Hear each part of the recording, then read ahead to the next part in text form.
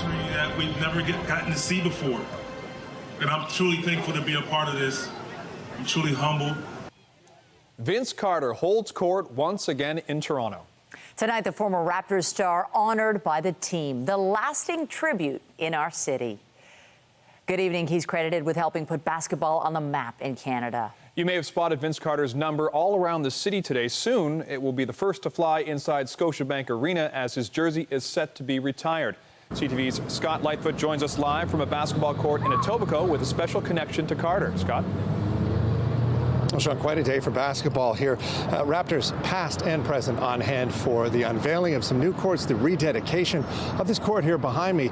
The reason this court was built 20 years ago was Vince Carter. He was back today for the rededication. And as you mentioned, it was also announced that his number would be the first number ever retired by the Raptors. This was not a surprise for Vince Carter, but he got very emotional when that announcement was made.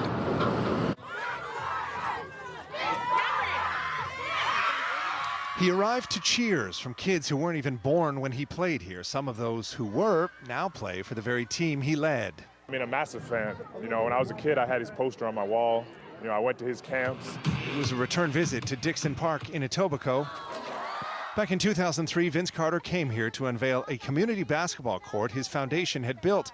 Today, he was back to open new and improved courts, a $1 million upgrade for the community and the city he still feels a great attachment to. This is where it started. This is where I got my opportunity. This is why I learned to be me. Like, this is when Half Man, Half Amazing started. He was iconic. Yeah, let's be real here. He was a young franchise needed that, in my opinion. You know, like you need something to stick with you.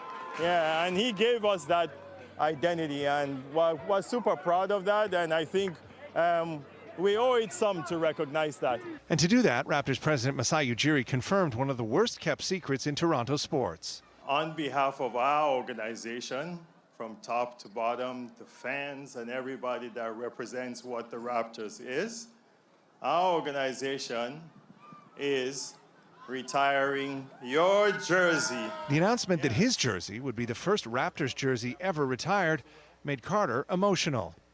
I think back to being drafted. I think back to opening night. I think back to that first opportunity scoring the first basket in the arena, to the dunk contest, to departing, to 2014, from that video to this. It's been a whirlwind, but it's been an unbelievable ride.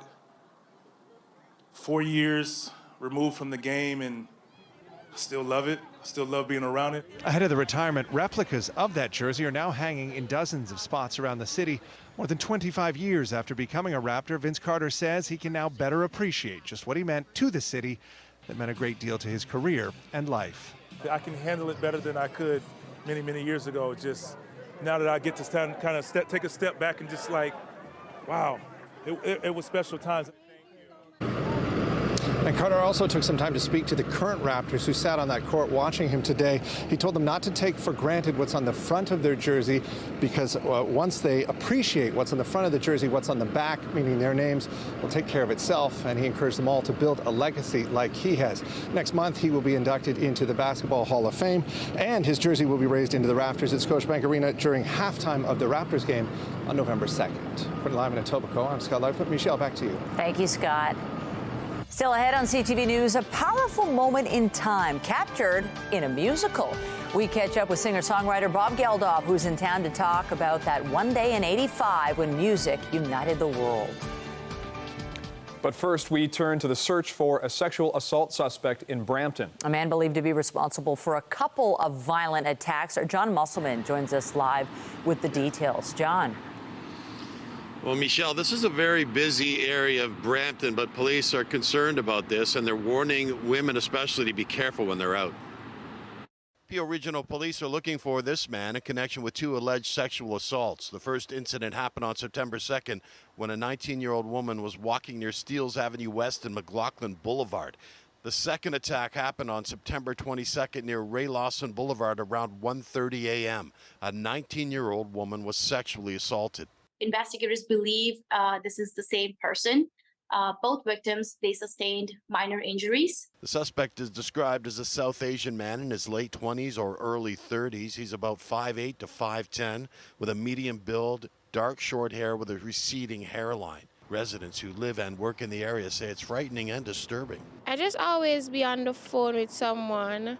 So, if anything happen, they hear it on the phone and probably can track me down. We are not safe if these guys are like type of guys are surrounding here. This man says police investigators canvassed homes on Ray Lawson Boulevard for any security video. Now we got to, I guess, watch our back all the time. It's going to be now doubt everybody you meet on the street or something like that. So it's going to be not good. Police say women should take precautions at night. If it's possible, walk in pairs. Avoid using headphones while you're walking, because it is very, very important to be vigilant and be aware of your surroundings. Investigators believe these cases are linked. And detectives think there may be more victims out there. Anyone with information is asked to contact Peel Regional Police or Crime Stoppers. Reporting live, I'm John Musselman. I'll send it back to you. Thank you, John. A teacher in York Region has been charged with sexually assaulting a student. Police say 47-year-old Tony Panicha of Toronto is facing charges of sexual assault, sexual exploitation, and luring a child. Investigators say he has worked as a high school teacher for more than 20 years. The investigation involved a teenage student. The name of the school is not being released to protect the identity of the teen. Still to come, more arrests after a Porsche was stolen from a Mississauga driveway, striking the owner. We'll have that story a little later on. At Nathan Phillips Square, a 4-day public celebration of this country's Indigenous community is underway. The 7th annual Indigenous Legacy Gathering began this morning. Organizers say it's an event that honors and appreciates the rich diversity of Indigenous cultures and is also an educational experience. Activities include workshops, presentations, language ceremonies, and dance. It is also a time to reflect as we mark the National Day for Truth and Reconciliation on Monday. As we remember and as we apologize, we're also here to recognize the spirit of resilience and resistance. We are recognizing the ongoing struggle for remembrance and reconciliation and justice. On Monday afternoon, a new cultural space will open at Nathan Phillips Square. The Spirit Garden is part of a call to action by the Truth and Reconciliation Commission. It urged the installation of a residential schools monument in each capital city to honor survivors and all the children who were lost. Taking a look outside over Nathan Phillips Square as we're settling into the weekend. Let's bring in Jessica Smith to talk about it. It's been nice today. What can we see? Cloud cover right now. The sunshine we had earlier is gone, but we're holding on to that warmth as we head in towards this evening. So if you do have outdoor plans tonight, it will be quite nice out there, but it comes at a bit of a price because we're looking at that cloud cover sticking around and then a system making its way in through parts of southern Ontario tomorrow. But for now, it is just overcast and a little warm out there, sitting kind of in that upper teen, low 20 range, still feeling into the mid-20s. And we're looking at a fairly windy evening ahead of us and into the day tomorrow. Right now, through the islands to Pearson, we're holding on to about 20, 21 degrees. Now tonight, sitting at 18, well above the seasonal average of just 9 degrees, and it is a little gusty. Coming up, I'll have a full look at your long-range forecast as we say so long to September. But right now, I'll send things back over to Michelle and Sean. Thank you, Jess. There are new developments tonight connected to a shocking driveway footage that showed a woman stealing a Porsche in Mississauga. 4 more people have now been arrested, believed to be part of an organized group responsible for various serious offenses. CTV's Beth McDonnell joins us live with the story. Beth. Sean, the video of this theft caught in action got a lot of attention, and officers say there is a lesson for all of us from this scary incident. It appeared to be a meeting between the seller of the Porsche Cayenne and a potential buyer, but it escalated with the owner getting run over and his expensive car driven away in Mississauga. Now 5 people in total have been arrested and charged in connection with the theft. Investigators believe these individuals to be part of an organized group responsible for several serious offenses, and they anticipate laying further charges and identifying additional suspects. They include 2 men of Toronto, one 36 years old, the other 21 years old, along with 2 youth and an 18-year-old woman previously charged, who was allegedly behind the wheel. Mohammed Malik knows the victim, who tells CTV he couldn't walk for a week, suffering from injuries to his hands, elbows, and legs. He was very shocked. He was very upset. Obviously, for a few days, I kind of meet him every day, so he was very down. Police say the driver is okay now and on September 18th recovered his Porsche Cayenne. They also recovered a blue BMW, which was reported stolen, believed to be used driving the 18-year-old woman to the victim's home. To avoid a buyer coming to your home and increase safety, Peel Police have 5 safe exchange zones at police stations. Officers say if either of the parties don't want to meet here, it's a red flag. The zones have police surveillance cameras recording the parking spaces in case anything were ever to go wrong, like it did with the Porsche Cayenne. Fortunately, there was a camera which really helped to locate the original suspect and lead on to the other investigations as well, but we really have to be more careful. It made Malik think twice about selling his vehicle online. Don't let them sit on the driver's seat, or don't give them the keys. The scary reality for the man with the Porsche Cayenne is a lesson police say we can all take to be more vigilant. And Malik also says he is considering using the safe exchange zone offered by Peel Police. Reporting live, I'm Beth McDonnell. Sean, back to you. Thank you, Beth. 3 people are facing attempted murder charges after a targeted shooting in King Township. York Regional Police say an officer conducting traffic control in the Bathurst Street and Bloomington Road area heard gunshots shortly before 8 Thursday morning coming from a nearby home. He immediately responded. Police say gunfire was exchanged between a resident of the house and 2 armed suspects in the backyard. There was an exchange of gunfire, and one of the suspects was struck in that exchange of gunfire. They fled prior to our officer getting to the scene. A short time later, police received a call from a local hospital saying that somebody had turned up with gunshot wounds.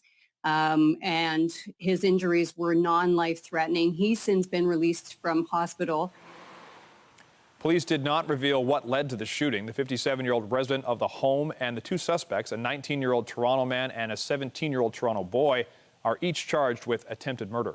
And take a look at this. Fire crews were called to a farmer's field this afternoon after a tractor burst into flames. This was just after 1 in Scugog, west of Port Perry. The CTV News chopper captured video of the fire and all the thick black smoke that filled the air. Fortunately, no injuries were reported. At Queen's Park, Ontario's Minister of Education has written a memo to school boards in the province. It's a warning to educators as we approach the 1-year anniversary of the Hamas terror attack on Israel. CTV's Queen's Park Bureau Chief Siobhan Morris joins us live with those details. Siobhan. Well, it's a date on the calendar that is packed with emotion, and so Jill Dunlop is making clear that the expectation is that schools be places that are safe and free of discrimination. As kids file in next week, the Minister of Education wants to make sure classrooms are centered on keeping kids safe and schools free of discrimination. Jill Dunlop has sent a memo to all school boards stressing the importance of the well-being of all kids at school. Dunlop writes, as we approach 1 year since the October 7th attack, we ask all school boards across the province to uphold this principle and be vigilant in ensuring classrooms remain safe, inclusive, and welcoming for all students and staff. The focus, she writes, must be on learning. Our schools and school-related activities should never be used as vehicles for political protests that enable inflammatory, discriminatory, and hateful content. While everyone's entitled to their own political opinions, they're not entitled to disseminate political biases in our classrooms. This comes the same week as anger over a field trip by TDSB students to a protest of mercury poisoning in the northern community of Grassy Narrows, where some children marched alongside demonstrators, yelling pro-Palestinian chants. Parents said they'd been misled, that some kids felt uncomfortable, singled out as settlers.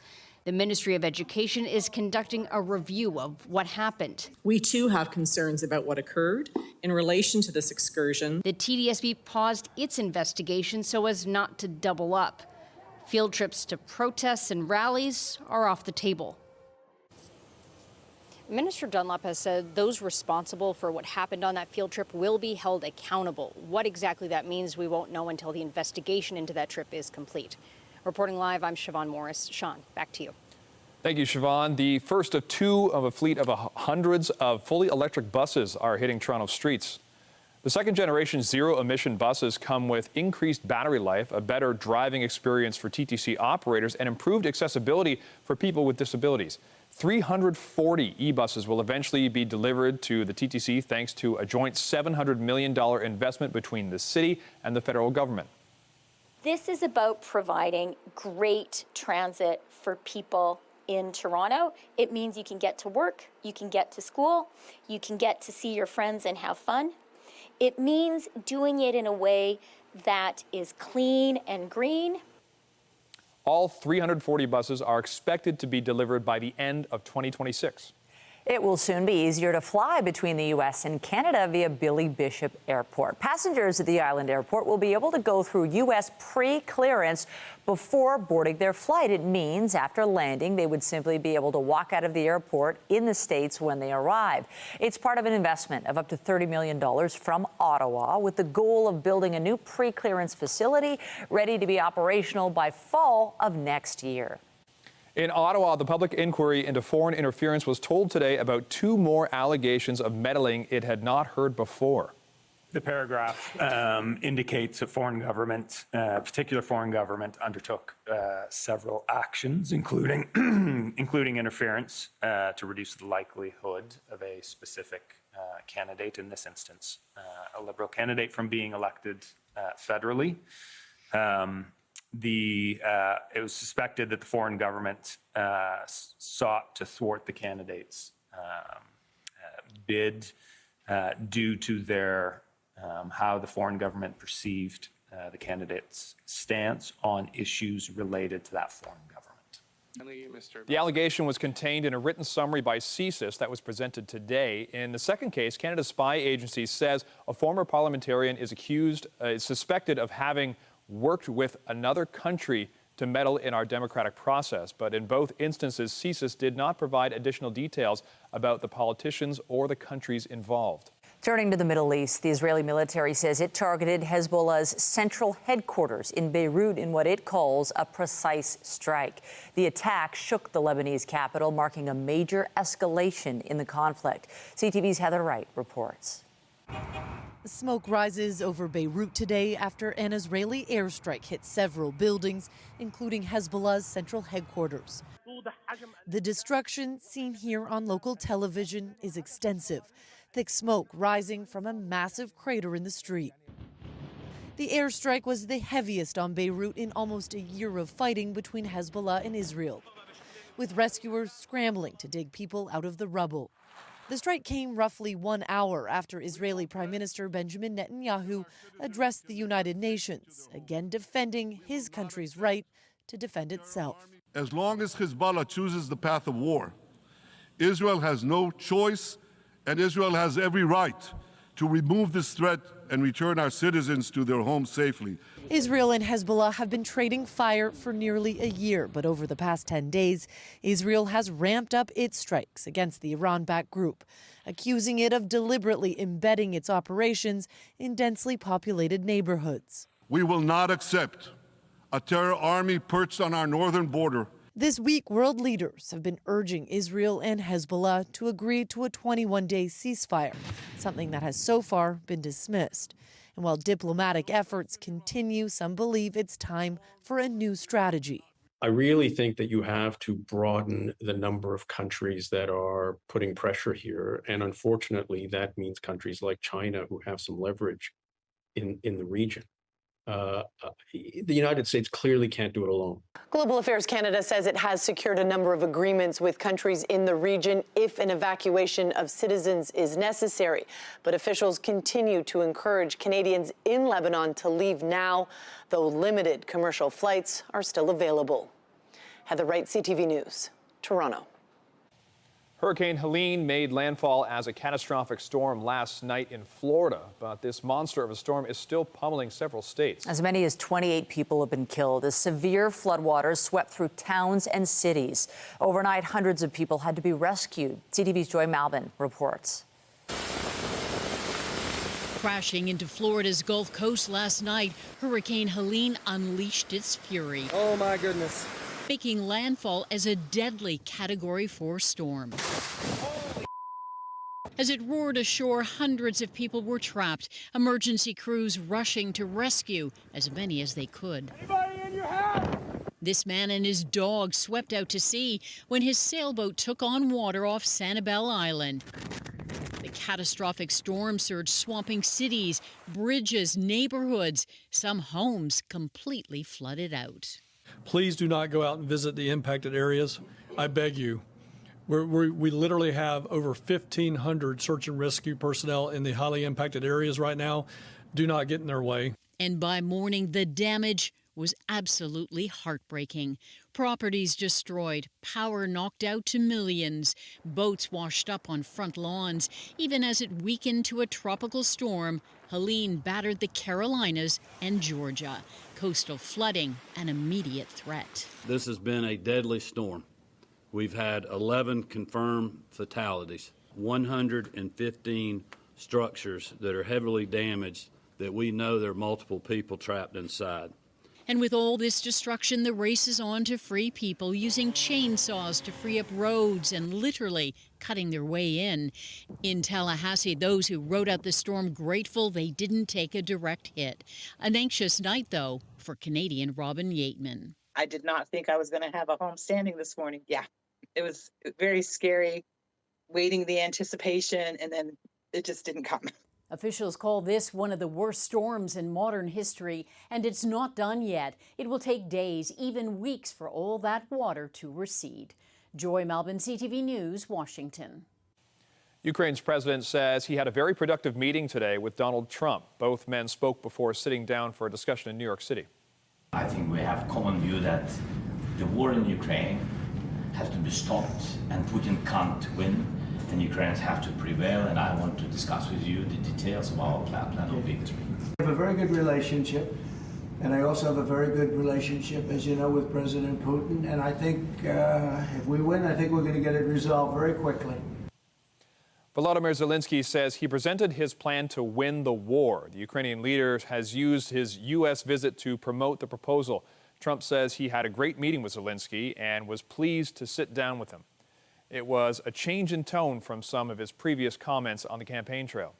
Meanwhile, the U.S. Justice Department has announced criminal charges against 3 Iranian operatives suspected of hacking Trump's presidential campaign. The indictment says stolen information was disseminated to media organizations. The Trump campaign disclosed in August it had been hacked and says Iranian actors had stolen and distributed sensitive internal documents.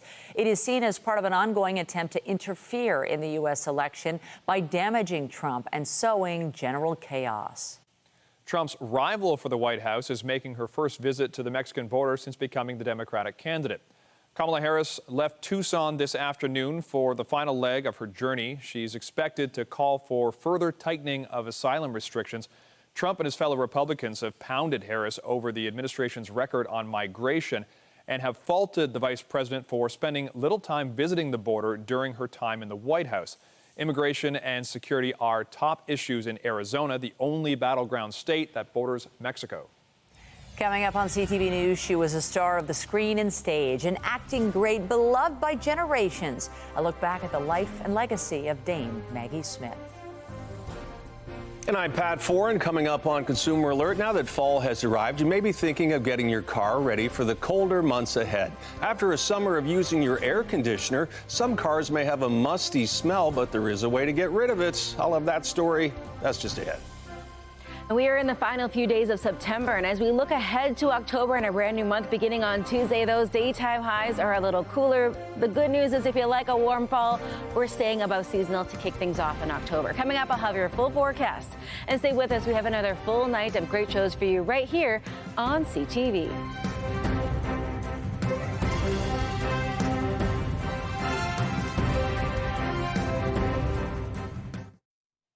Even though fall has arrived, there's still plenty of warm weather ahead, and you're probably still using your car's air conditioner. After a hot summer using your vehicle's air conditioner, some older cars can develop a bit of a musty smell, but there is a way to stop it. Here's Pat Foran and Consumer Alert. Pat? Thanks, Sean and Michelle. Not all cars, but some can develop an issue where the air coming out of the vents has a stale, moldy smell. It's due to water getting trapped in the air conditioning system, but there is a way to kill the bacteria to make the stink go away. Does the air coming out of your car vents smell a little off? Unless someone left a bag of hockey equipment in your vehicle overnight, Consumer Reports says you probably don't have to sniff around for long to find the culprit of that not-so-pleasant odor. What you're probably smelling is condensation from the evaporator inside your heating and cooling system. Basically, water collects in that area, and if it sits for long enough, it creates that musty smell. Most of the water is meant to exit the car through the evaporator drain under the vehicle. You've probably noticed a small puddle of water form under your car. But sometimes the water collects in the evaporator, and if it sits in there long enough, bacteria and mold can form, causing that funky smell. Good news, the solution doesn't need a trip to your mechanic. This is an easy fix you can do yourself. First, turn the fan to the low setting and open up the windows. Get a disinfectant like Lysol and spray it into the climate system's air intake, also known as the plenum. The plenum can be found at the base of your windshield where the wipers are located. This is where the air comes from that goes into your heating and cooling system. With the engine on and the interior fan running, spray plenty of cleaner on both sides of the plenum intake vent, and the fan will pull it into the system where it will kill the bacteria and help get rid of that musty odor. Keep the windows open to help air out the car. If you have a cabin filter, remove that before you spray the disinfectant to help it move through the system. Also, it might be a good time to change it because a dirty filter can prevent optimal airflow, and changing it yourself can save you time and money. And another source of musty smells is your sunroof. It has small drainage holes which can get clogged, allowing water to seep into the roof's liner or drip onto your seats. There could be leaves or debris blocking the holes, which should be cleaned out. On your side, I'm Pat Foran. If you have a consumer story idea, email us at alert@ctv.ca.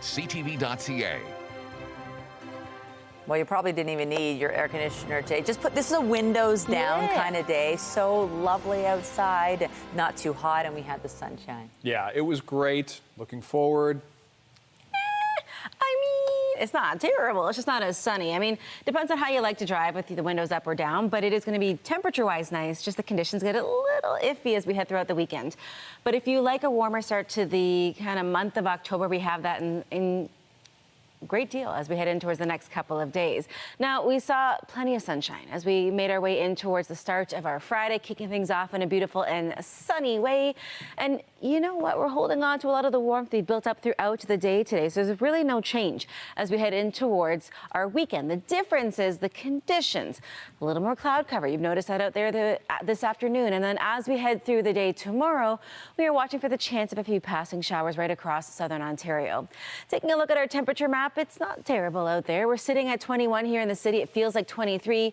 Northern Ontario still holding on to a decent amount of warmth, and we're heading into a fairly warm and still above seasonal weekend. It just doesn't come with the same brilliant blue sky. As we head in towards this evening, we are well above seasonal, even with a breezy northeasterly wind. We should be at 9. We'll sit at 18. Everybody, with the exception really and truly of Bancroft, is holding on well above that seasonal mark. We step into the day tomorrow, another warm one, 23, feeling like 27, and that's the same really right across the board. The humidity is still very much a factor as we head throughout the day tomorrow. We're keeping a close eye. It's not quite Helene, but it is kind of the remnants of it, and then part of it has kind of broken off and gone up the Atlantic and is kind of circling back around towards us. So we're watching for a wave of showers making its way up as we head in through the day tomorrow and kind of into the start of our Sunday. It is not a significant amount of rain by any stretch of the imagination, nothing compared to what they had south of the border. Through the rest of our evening, we're holding on with just a little bit of cloud cover out there. It's a warm night. If you do have evening plans, you won't probably need any kind of layers. Kicking off our Saturday, more cloud cover. We're watching the showers to start to kind of trickle into southwestern Ontario, heavier towards Windsor and London. For us here in the GTA, we're looking at scattered showers as we head in towards the early evening. So by no means is it a washout of a day, but just keep the umbrella handy if you're heading out kind of later on in the day through the GTA. And earlier in the day if you're going to that southwestern corner. Into our Sunday, a few more scattered showers to start the day, and then there's just a whole lot of sunshine as we head in towards the end of our Sunday and then stepping into Monday. Temperature-wise, it's not terrible. We're sitting in the the low 20s still, so feeling into the upper 20s. We're still well above that seasonal average for the highs and for the lows. We step in towards Monday for Truth and Reconciliation Day with a beautiful sunshine out there. 20 degrees for the high, 10 for the low. We're still above seasonal, but we're in a fairly comfortable range. Now, as we make our way in towards the beginning of October, on Tuesday, the chance of maybe some scattered showers will linger to get through the middle of the week. But overall, we're holding on above seasonal with the exception of our Wednesday. We, for the first time in a while, actually tiptoed towards where we should be temperature-wise, but it is short-lived. The sunshine returns, and so does some of the warmth as we make our way in towards the end of next week. And we will switch gears. It's your time to win big with the Princess Margaret Home Lottery VIP prize deadline. It's midnight tonight. The VIP prizes include a 2024 Porsche 718 Boxster Roadster and a paradise trip to Hawaii, or take $100,000 cash. Featuring over 16,000 aspirational prizes valued at more than $16 million. Imagine winning a $7.4 million grand prize that includes a King City show home, plus you get $500,000 cash and a gorgeous $2.4 million grand prize with a show home in Georgian Bay, plus $50,000 cash. The $1.2 million bonus prize with a downtown Toronto condo, season tickets to the Toronto Maple Leafs, the Toronto Raptors, and the Toronto FC, plus $50,000 cash. And let's not forget the world-famous $2.7 million early bird prize with a breathtaking Kawartha lakefront cottage, plus $50,000 cash. Plus, you can win big cash prizes with the 50/50 cash calendar and the new Wanderlust add-ons. Every ticket helps fund life-saving cancer research at the Princess Margaret. Get your tickets today at princessmargaretlotto.com or by calling 1-866-631-1234. Michelle. Thank you, Jess. Also tonight, an unprecedented moment of global unity more than 4 decades ago, recounted in an all-new way. The story of Live Aid set to hit the stage in Toronto. We catch up with the man behind the movement all those years ago.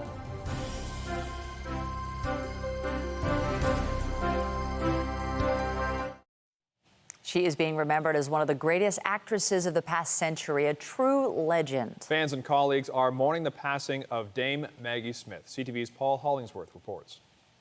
Dame Maggie Smith was known for her acting versatility, caustic wit, and comedic timing. Well, if I were to search for logic, I should not look for it among the English upper class. Smith's career spanned 72 years of television, stage, and film. I am a teacher. She won the Triple Crown of Acting. That's an Academy Award. She actually has 2 of those, Emmy Awards and Tony Awards. Never missing an opportunity to elevate her performance and entertain audiences, Smith possessed a natural ability to make people laugh. There wasn't a blade of prosthetics.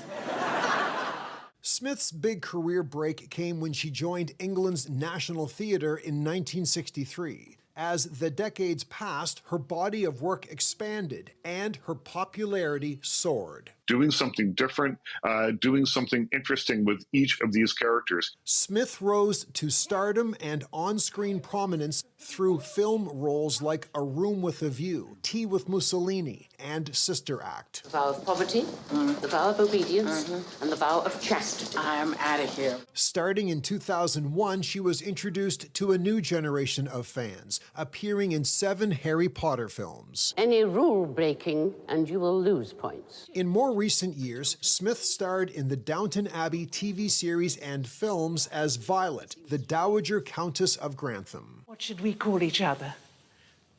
Well, we could always start with Mrs. Crawley and Lady Grantham. She became the most popular character on a very popular television show. Smith appeared in more than 60 movies. I'm a sick woman. Knighted by Queen Elizabeth in 1990, Dame Maggie Smith is survived by 2 sons, 5 grandchildren, and millions of fans of all ages.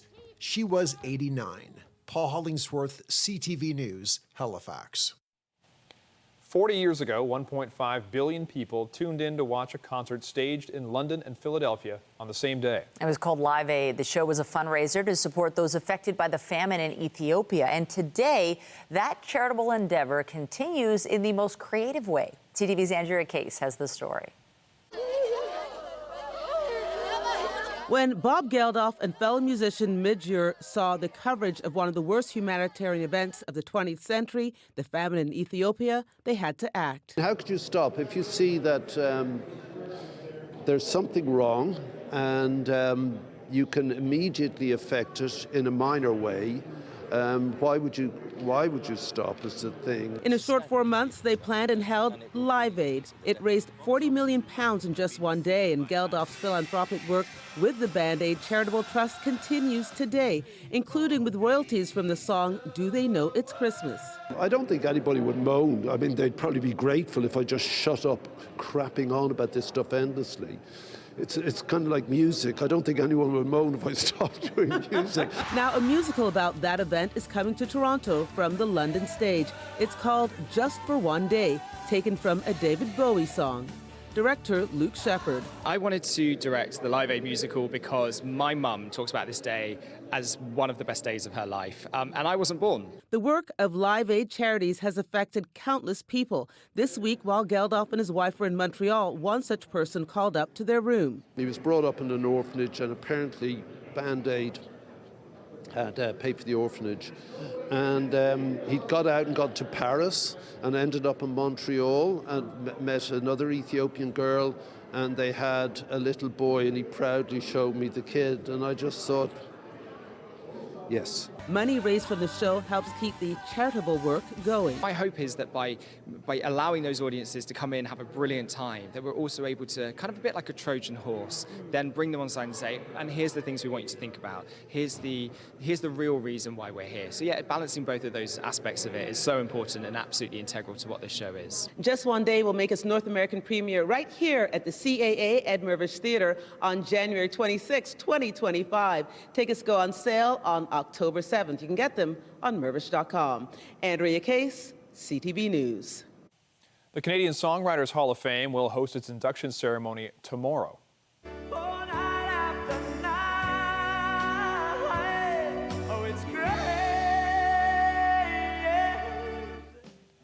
Blue Rodeo's Jim Cuddy, Sarah McLachlan, Tom Cochrane, Greg Keylor, and Quebecois legend Deanne Tell will all be honored in the ceremony at Massey Hall tomorrow night.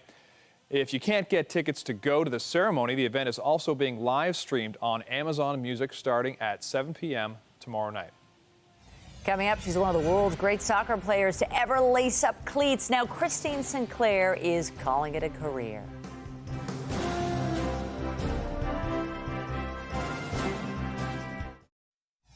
This is where it started. This is where I got my opportunity. This is why I learned to be me. Like, this is when Half Man, Half Amazing started.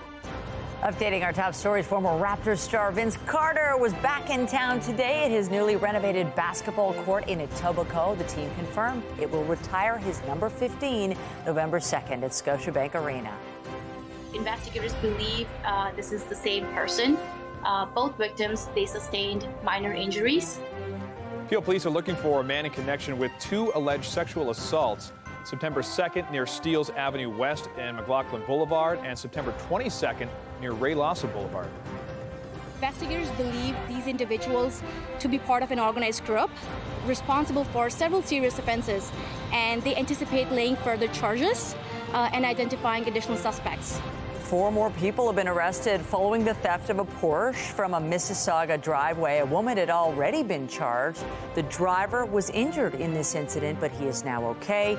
He has recovered his vehicle. Remember to keep up to date day and night at ctvnewstoronto.ca and by downloading the CTV News app.